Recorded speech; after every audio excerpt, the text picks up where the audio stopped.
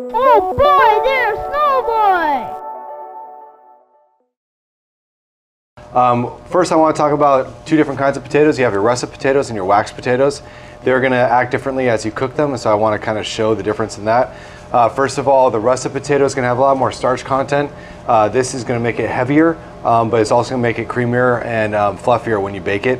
The yellow, or the Yukon, and the red, they're the waxed potato, and they have a higher moisture content, and that affects the way they cook, so that they're good for browning and for holding their shape, but they won't do as well for fries or for mashed potatoes.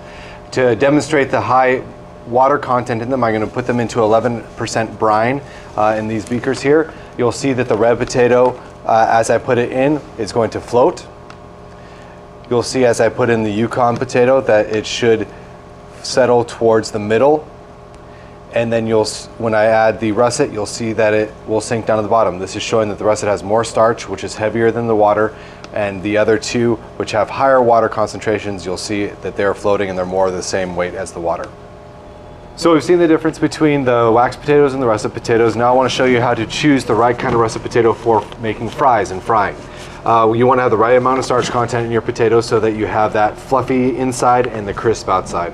You want to have the right ratio between moisture and starch in the potato for that. And there's a good way, easy way to test that by dunking them in a solution of 12% salt to water and 9% salt to water.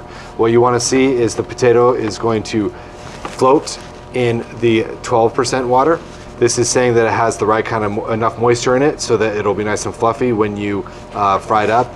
And then it wants to sink in the 9%, which means it has enough starch to form that crust and then have that nice fluffiness as well on the inside.